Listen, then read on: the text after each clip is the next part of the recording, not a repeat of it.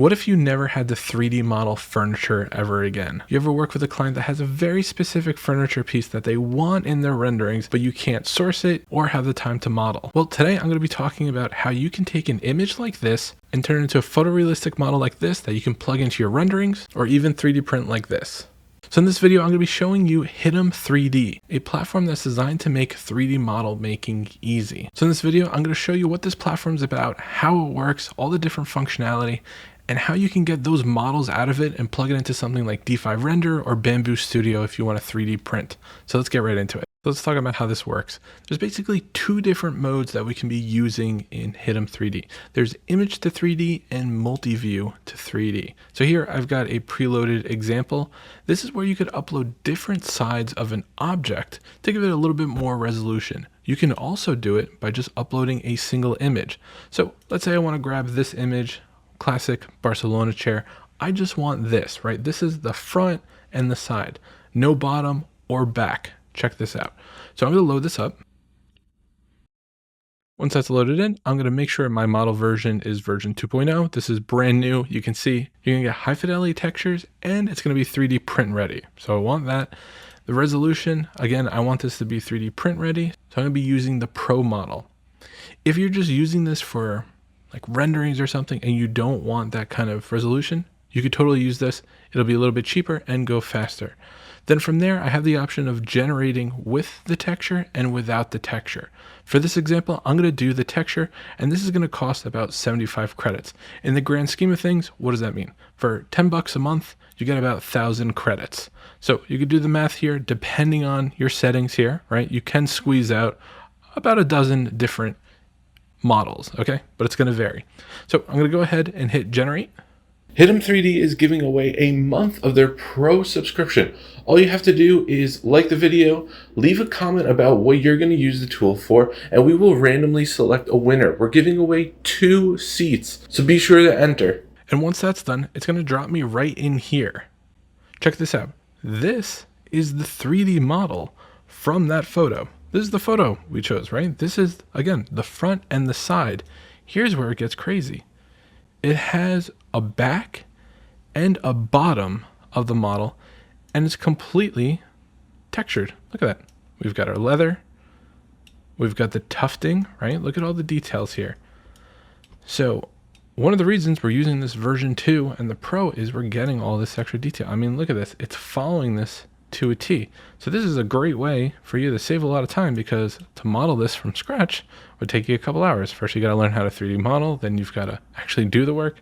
This we're talking about in less than 5 minutes, you're getting something of this quality.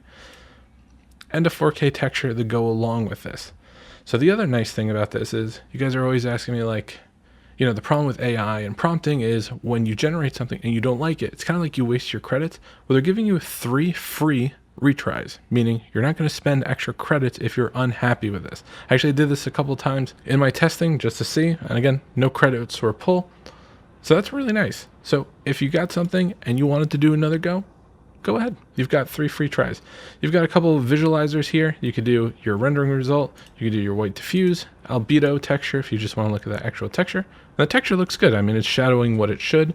And then you've got your normal as well. But you can see the detail is insane. Look at this, like it even picked up on the folds. And again, this is from one photo. This is what I meant about the 2 different modes. You could go from one photo or multi-view. So this is insane. So from here, you could download it as a GLB, OBJ, STL, FPX. You know, OBJ and FPX are great for like your rendering engines, and I'll show you how to import that in just a moment. But then if you want, you can go straight to Bambu Studio, queue it up there, and then go in 3D print like I did here. Check this out. So I open it up in Bambu Studio.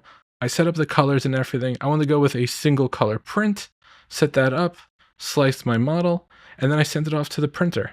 When it was all done, this was the final result. And I thought it was amazing. My coworkers saw what I was working on and they all wanted their own. So you can see here, I wound up printing a dozen or so chairs because people really loved the quality of it and just the overall look of it. And it's like a fun little desk tchotchke. So if you know you're going to be using it for 3D print, you know, make sure you optimize your settings for that. So I wanted to show you guys one more example of the single reference image workflow. Again, this is one image and this is my output. Again, quality is insane. I've got the pillow here. I've got the tulip and everything. The armchair looks pretty good. And the crazy thing is there was no back photo. Like, I can't stress that enough. We did this with one photo, the front and the side. So all this is being filled in, all those details. I think that's crazy. And what's nice about this is once you have the model and you're happy with it, you can actually share it. So check this out. If you hit share, you can copy a link, and let me just paste it in here so you could see. This is something you can share with somebody. And look at that. It'll say, hey, share with me. It'll load up. And then the end user has the ability to kind of review the model and then download it for themselves, which is pretty sweet. And that's all, an easily packaged link, right? You don't need to go ahead and like download the files and then send it to them or upload it to Drive. No, it's all built into this. So before we see what it looks like in the rendering world, I want to show you the other option. So if you go back to home, there's multi-view to 3D. Here you load up all the different elevations of a piece of furniture, an object. Here you can see people doing portraits, mecha, dragon, you name it, you go nuts. But traditionally speaking, a lot of furniture manufacturers have all these views for you. So it's actually really easy to just grab them from the site and plug it in if they're not providing that file for you. So you grab that, plug it in, again, select your model versions. And this, I'm just going to go with geometry. You can see it's cheaper. And I'm going to show you what that looks like. I'm going to go ahead and hit generate. And after a couple of minutes, I get this. You can see this is my reference image over here. I have all the different views here if I want to compare. And what's funny is because this is like a buccal fabric, it actually picked it up in the model. Again, really to kind of show you like the testament of like how much detail is actually going into this model. I mean, these are really, really dense models. So this is crazy. Like, this is not like texture because I didn't render out texture. This is all from the model. So if you need that level of fidelity, this is a great option. So something funny I noticed is on the back, you could see it really picked up all this detail here and like the folds and everything. Like this is, I mean, it's just crazy. So insane amount of detail. So let's say you're happy with the model and you want to drop it into something like Blender or a real-time rendering engine. You go over here, you download an OBJ or an FBX, you hop into your rendering software, you import, and then you drag out, and this is your end result. So this is the Barcelona chair. This is the same exact chair that we had generated in Hitem in this scene. So if I'm doing a rendering and I'm all the way out here, no one would ever tell that this was generated in just a couple of minutes. This looks like a handmade model. So this is such an easy way for you to generate high quality models without you having to spend all that time, because this takes so much time. This is like, as a confession, like my least favorite part about ArcViz, like modeling furniture. I'd say like maybe a decade ago when I had a lot more free time, I had fun and I enjoyed like the Zen aspect of it. Now I can't be bothered. And like to pay, $10, $20, $30 for each model these days. I mean, that's just outrageous. But you could see the fidelity is real-time render ready.